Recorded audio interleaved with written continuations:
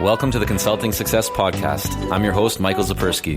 In this podcast, we'll dive deep into the world of elite consultants, where you'll learn the strategies, tactics, and mindset to grow a highly profitable and successful consulting business.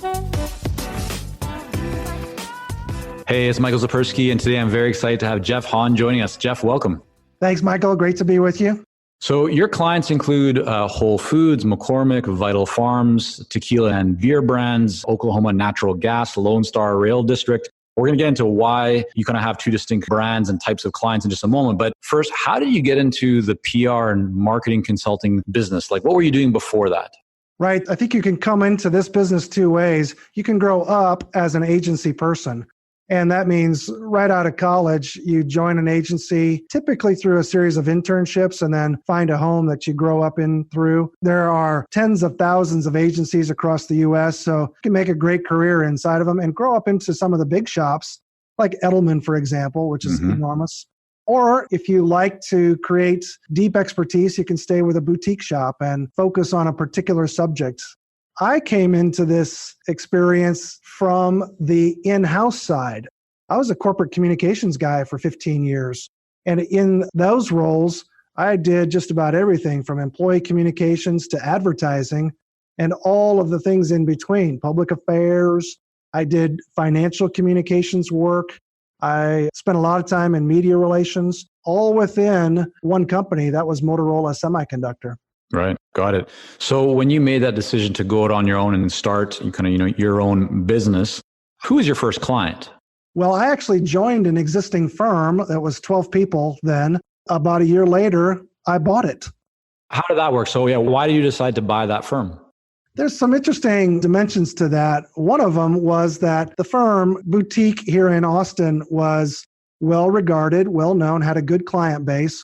And outside entities, the big PR shops were sniffing around, and they were starting to have phone calls with the previous owner about buying her. So I had lunch with her one day and said, well, why don't you let me buy it? She was shocked at that. And why did you want to buy it? Like, where was that desire coming from? Right. It's really one of these fascinating experiences in my career where I thought to myself, you know what? For the first time, I'm going to take control. I am tired of working for other people who are frustrated by. I don't want to have someone look at me over top of a performance review and give me a number 2 or a number 73 or whatever subjective number I would get for that year. I'd like to test my wings and have the marketplace decide. And in that, it's a bold stroke, especially since I had no agency experience. But that was 14 years ago. And man, am I glad that I did it. I'm the captain of my little ship. I think it's the most wonderful thing in the world. And why did you decide to buy an existing company rather than just go out and start your own? Great question, because there's risks on both sides. Starting on your own means you have an expertise that is known and understood, so you can begin with your first client. I was a generalist all the way. Of course, I knew the semiconductor business pretty well, but in order to serve that industry, you have to be a big shop. I came then onto the agency scene without a deep expertise that was marketable, to be honest. And by buying a shop, I bought a book of clients. Now, here's the other risk. I had to go borrow the money to buy the clients or buy the shop. And of course, once you sign that piece of paper, like my banker says, debt focuses the mind, Jeff. Right. Was that a low 6-figure, high 6-figure, 7-figure, 8-figure purchase? Kind of what range was that? The debt that I bought was $1.5 million. Got it. Okay. And so on top of that, was it an initial significant sum, or that was the bulk of it? That took the bulk of it, yeah. And there was a little bit more, just for example, to capitalize the firm. Right. Previous owner wanted to extract some capital, so a little bit more, but when it was all said and done, right in that range, $1.5 million or so. And looking back, would you say that doing that, going ahead and buying a firm as opposed to just going out and starting your own, was that the right decision for you? Or did you have moments where you thought, I should just start something myself? Great decision for me, because in coming out of amazing corporation like Motorola, are trained, and I was there for 15 years in-house, you're trained to think like a big corporation. You have the tools, you get the training, you have the expertise to manage and create a big system. And so for me, it was a terrific choice because I got to bring over and implement a lot of those big corporate ideas into a tiny little place, 12-person shop, and watch them work right away and create value. So for me, it made a lot of sense. And it, in fact, was a good move versus trying to start on my own and build up a network of people.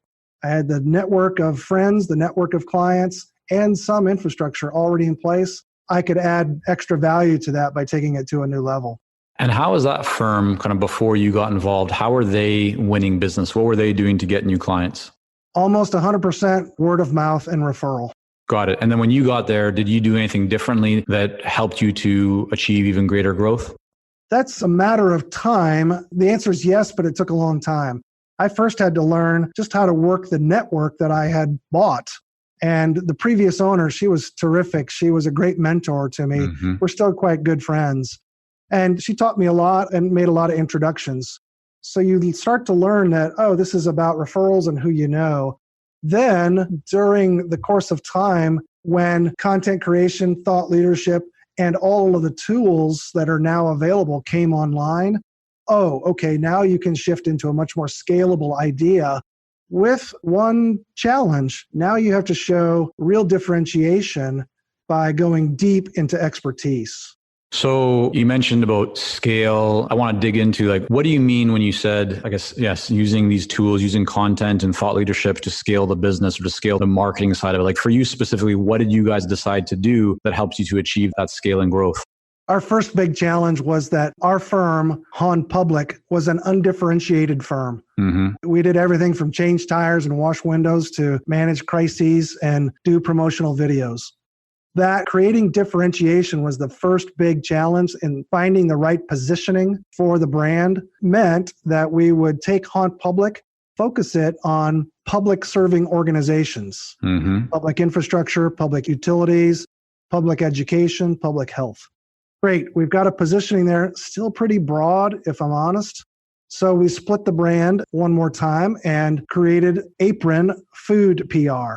And now we've got a portfolio on the food side of the business where we've created a lot of deep expertise from a clientele standpoint.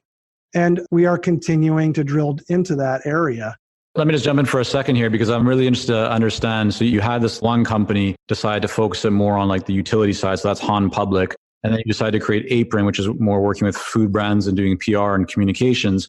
Why not just stay with Hahn Public and just drill down and build that? Like, why do you decide, okay, let's go and add a whole other brand, a whole other company using, from what I see on your website, you're using much of the same team to work both brands and kind of build both of them, but they're very different. Why not just focus on one instead of adding a second? Well, that's kind of the magic behind the scenes or behind the curtain. Yes, you use a lot of the same team and they move back and forth between the brands.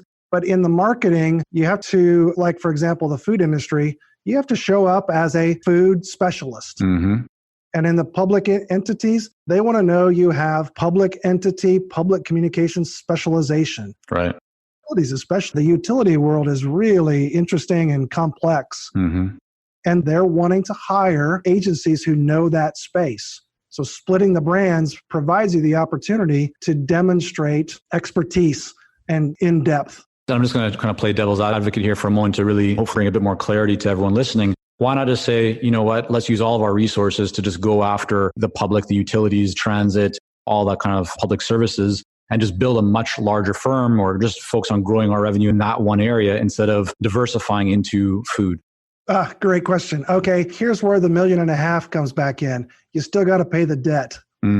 That means I didn't want to let go of clients that separated into one brand or the other. Got it. Okay. So at that time, you actually had clients on both sides. You had some food clients, you had some public service clients. And so what you saw is rather than kind of keeping the business as is and continuing to work with all different kinds of clients, let's break into two brands, continue to serve our existing clients, but also become specialists in these two unique areas and now go out using that specialization to go get more business, but for food and utilities, public services. Is that correct? Exactly right. And you're opening up multiple revenue doors, but still positioning yourself as a specialist. And what kind of impact did that have specifically for your revenue and growth? Like when you made that change, let's just fast forward 12 months from when you made that change, what did your overall revenue look like? The impact was Not immediate, maybe over 24 months, I could tell you. Okay, sure, yeah. They doubled our revenue. Got it. Okay, so at that point, you felt like this was a good decision. Yes, there are other points when I feel like it's a terrible decision because creating the marketing for both brands. And by the way, just to give you a sense of the chaos I like to create in my own mind, I actually market 4 different brands. One for media training and one for web design services. I let them be separate brands so that they're not trapped inside of Hahn Public or Apron. They're separate brands too. And so I'm actually tumbling around with 4 brands right now. Do you ever feel like that is maybe holding you back? Coming at us from, you still have 3, I'm using your words now, but I had 3 companies running at the same time.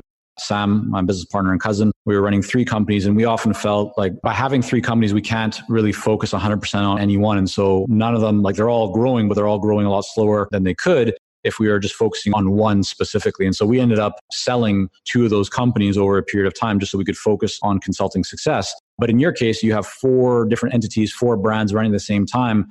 How do you deal with that? How do you ensure that those companies are still running smoothly and growing and that they're not distracting you and your team from realizing the potential of any given brand? There's 2 ways that I pull it off. The first is that each of the brands has a senior manager. That senior executive is in charge. I've effectively said, this is your company, Hahn Public, Apron. I've got managers to run those as their own brands, their own teams. And the same with our predictive media network, same with our White Lion interactive web service. Each has a senior manager. That's number 1. Number 2 then is that there is a complementary nature to each of the brands. So there's a moment in time in the future when I think they will all come together and work together. And that is done right now in some bits and pieces. For example, we have a food client who uses our media training services and our web services. They white label up into Apron. Right. Well, great. I just got 3 channels of revenue where before I might have only been able to get 1.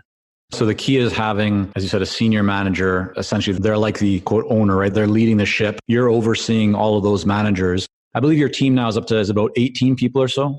We're 36. But you're 36. Wow. Okay. So I only saw, I guess, the 18 or so listed on the website. So double that number. How do you motivate and incentivize your team to just maintain like the high levels of performance and to ensure that you're getting the most out of them? One of the most important maneuvers I made early on in the ownership of the business was to create a profit sharing program. And that eliminated the tradition of giving bonuses, which has a number of benefits. But profit sharing is then accompanied by an open book meeting every quarter. We have the quarterly business review where I open the books of the firm, share the financials with every team member, and help them see these are the decisions that you as teams made. These were the rewards of those decisions. Here were the downsides where things didn't work out. Share that information so that they have a sense, if I make decisions, if I make a contribution, I'm going to get a reward. And the profit sharing then comes after every quarterly business review. That's been, I think, the carrot and stick method that's really helped me share that sense of ownership. Each brand have a senior executive, senior manager in charge of it also. Gives them room to navigate. So my job is to support them, not the other way around.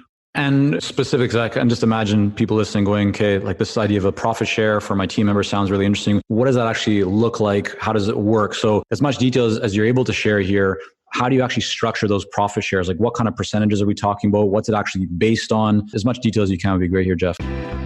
While we work with a lot of seasoned and experienced consultants here at Consulting Success, I'm often contacted by new early stage consultants.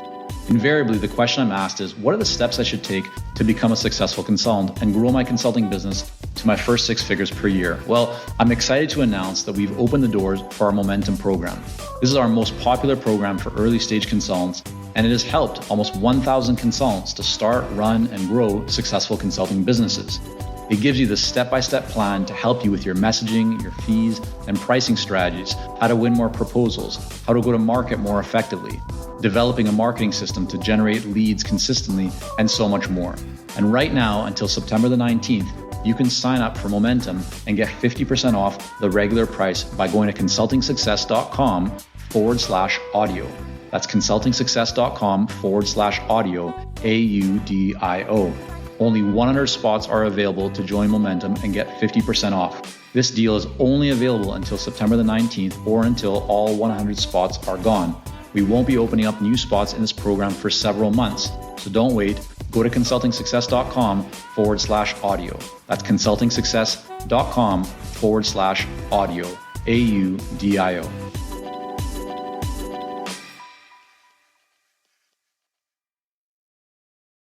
Sure, I'll be happy to. Every quarter, I take 25% of the net profits, set it aside in what I call the ROC, the return on contribution pool. Well, the ROC pool has 25% net. The other part of the profit goes to reinvestment in the business for the most part. R&D, our new projects, new initiatives. ROC pool gets set, and then I take everyone in the organization, put them into a multi-formula spreadsheet, and distribute the ROC based on merit. But some of those factors in my formula include billability. How much revenue did the person bring in? Utilization. How much admin time? How much billable time? How much new business time? I think about that. There's also a non-billable contribution metric that I put into my formula. For example, a person may be tasked with helping us create a new product or bringing online a new initiative in-house. While that's not billable time, we still would see that as valuable. This non-billable contribution number that I put into my formula. And then, of course, new business wins. That's a real sign of maturity on the senior team's part. If they can score those, that can go into the formula as well. But everyone in the firm, all 36, participate in the profit sharing. I use that formula to spread out the ROC each quarter. And I mentioned that eliminates the end-of-year bonus. That's been enormous help for me. In a couple of ways, I'll explain. End-of-year bonuses, in my experience, create a sense of entitlement. And I start comparing what I got last year to this year. And if I'm not happy, then even though I got free money, I think the owner is somehow or another withholding rewards from me. End of year bonuses, profit sharing eliminates the end of year entitlement feeling. The second thing that it does is profit sharing allows us to match rewards up closer to performance. Hey, good quarter, good ROC. And then we start again. Does a percentage, so for example, you have someone that's done some great business development for you and they get X percentage. And so based on that and based on the profit, they receive Y payout. Next quarter, based on what you've entered in there, would their percentage of that 25% potentially go up or down? Yes, goes up and down. There's never a quarter that's the same. And some people have gotten really significant profit share payouts. Others not so much, but it all goes into the formula in a merit-based way. Most important, I think, is the equity that is displayed in that we all benefit together. There is this notion of shared value creation, but not all of us get the same amount of profit share. Right. And what would be maybe the lowest percentage that somebody could receive as a profit share? And what might be the highest that they could get of that 25%? On the low end, it might be a variety of factors, 5% of their base pay. Okay. On the high end, I've done as much as 30% of base pay. Got it. Okay. And so is that based on, do you consider what their base pay is and making that decision? Or are you just saying, okay, here's the 25%, and then now we got to divide this number of people by that and give them the appropriate percentages so it all kind of adds up? Typically, I don't judge it on base pay because you might have a junior member of the team who did something lights out, knocked the cover off the ball, whatever metaphor you want to use. I would have no problem giving them enormous profit share that's completely out of line with their base pay. Got it. And do you ever have other team members go, well, I heard that Johnny got profit share this month or this quarter. I only got this and I felt like I was working really hard and I'm more senior. Why is that happening? Have you any kind of dynamics like that with team members? It's not happened here in the 8 years that I've run the program. Fantastic. For a couple of reasons, I think. The open book financials give everybody a pretty good context of why the amounts that they can expect. So they don't have this overwhelming curiosity, oh gosh, look how much I got. Why is this? Well, in the quarterly business review, I've told them the story of the company from a financial standpoint. I've set the narrative. and explained, generally, here's where we are, here's what you can expect. I think that bleeds off any of this behind the scenes curiosity about one another.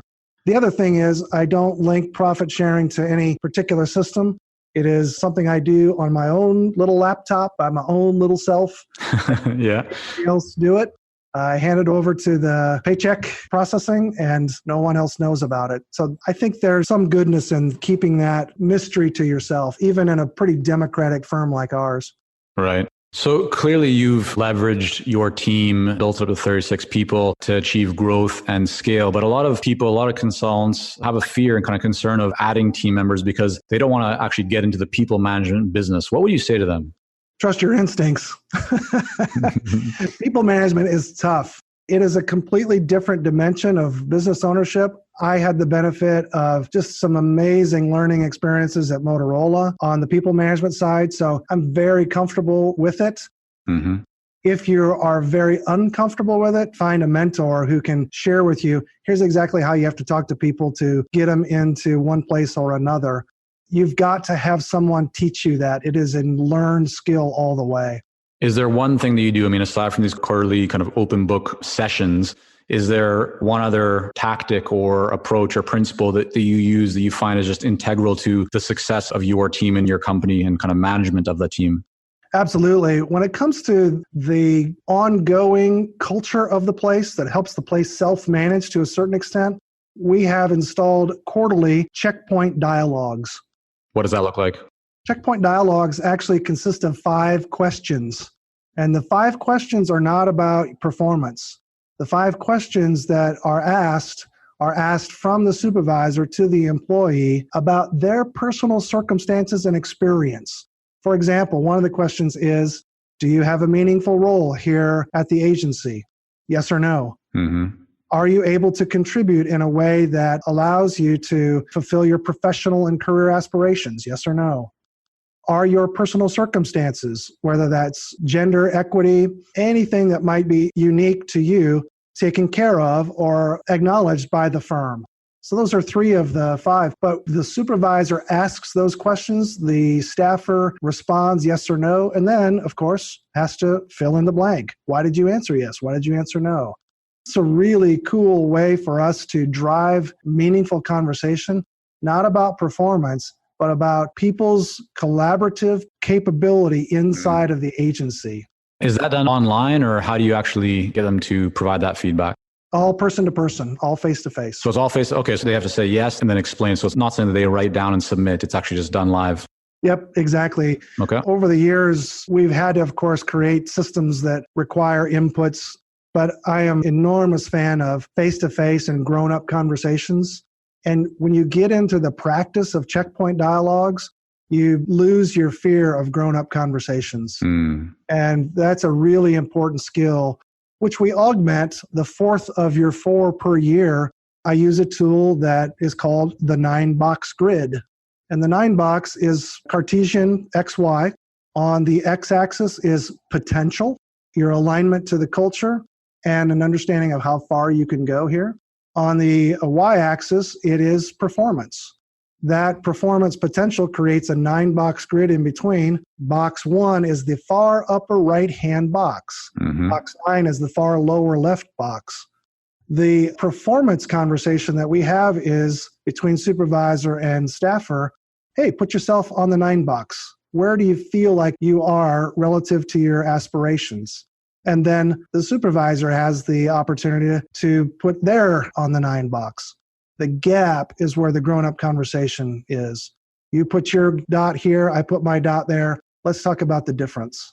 That's powerful. Yeah, I could just see how these types of conversations would be really beneficial. And I love how they're done face to face, not just some online submission that might even go candidly. It's just good to have grown-up conversations. So yeah. That's fantastic. And here's the beauty of the 9-box. Once that exercise is done, you don't enter any of those results into a system. Mm-hmm. That piece of paper is immediately shredded. Mm-hmm. It goes no further than between the employee-manager relationship. And then how about you? How do you get looped into those conversations and that feedback? I will, with my senior team, do a 9-box roll-up. They'll help me understand generally where they feel their team members are. And we have senior team meeting about that just to make sure, we call it a calibration session, just to make sure we all feel that a person is being acknowledged, recognized, and utilized to their potential. Really great shares here. Thanks, Jeff. You've talked about and kind of offered some best practices that you use at your company, what you do with your team to achieve high levels of performance. What habit have you developed personally that you feel is just central to your success as a consultant, a business and agency owner, and leader? I think the most important thing that I have created for myself, because it's intuitive to me, and I've taken the advice of Charlie Munger, Warren Buffett's partner. Charlie talks about this lattice work of models. A lattice work of models is exactly what I use in my consulting work with clients. And I have created, almost like a mobile that hangs from the ceiling, this lattice work of models from a consulting skills standpoint allows me to assess virtually any situation and very quickly pull the model into play that addresses or allows for a rich conversation to solve that particular problem. I think I have a deck now of 22 models. Very cool. I've memorized those and I've used them so much that it's second nature to me. There's all kinds of books on mental models. And Charlie Munger's, in his Poor Charlie's Almanac, talks about the importance of them. But for me, that's been the key. There's one reason why I can teach my team these models. I can scale their abilities with these models. And I'm really happy about that. It's a differentiator for us in terms of our capability. Can you offer me an example of just one of those models briefly? Oh, sure. I talked a little bit about the 9-box grid, for example. That is a model that we use internally. Got it. But for a client, I might use in a crisis communication event a model that I invented called reputation dissonance. And reputation dissonance is a model that shows in a crisis situation, a crisis communication team or crisis management team needs to do 5 things really well in a matter of between 90 minutes and 2 hours. If you'll do these 5 things in this sequence, and I'll show you the sequence and why it works, then we can solve any situation that you're in and get control of the narrative in the media. How do you build a model? So someone listening going, yeah, this makes a lot of sense. I can see the value of it. I have ideas. I know how to get things done in whatever industry I'm in, but they haven't yet documented or built out that model. What are the steps that they need to go through? What should they be thinking about to actually develop their own models? Typically, you're going to find yourself in a circumstance where you have way too many options, way too much ambiguity when a particular question comes up. There's always this gnashing of teeth and wringing of hands. Anytime you have that feeling, you've got a chance to create a model. And you're going to laugh at this, but I've got this giant notepad in a drawer here with about 40 colored pencils. And the way to start mapping your model out is to put variables on it. Typically, one of them is time. Another is money or resource. And then there's third one. It's just the vexing problem. Like, oh man, these things all collide together and make a mess in a particular situation. That is a perfect opportunity for a model to provide clarity on all of the options that are available and how you prioritize them. Yeah, I love that. Jeff, this has been a really enjoyable conversation, packed with value. I want to thank you again for coming on and just offering these best practices and experiences and taking us a little bit kind of into your journey so far. I want to make sure that people can learn more about you and your work. So you have 4 different brands and entities. Where is the best place for them to go to learn more about your work? They can go to apronfoodpr.com, and on Apron Food PR, they can listen to the podcasts that we're doing too, which we learn from experts like you that have helped us understand, we've got some fun things that we can talk about, especially if you like learning about crisis situations in the food industry. Breaking Bad News is the name of the podcast. Very cool. We'll make sure to link that up. Jeff, thanks again for coming on. I enjoyed it, Michael. Thank you very much. Thank you for joining us on this episode of the Consulting Success Podcast. For more episodes and to subscribe, rate, and leave a review, head on over to iTunes. And if you'd like to develop consistent lead flow and a highly profitable consulting business, learn more about our coaching programs at consultingsuccess.com.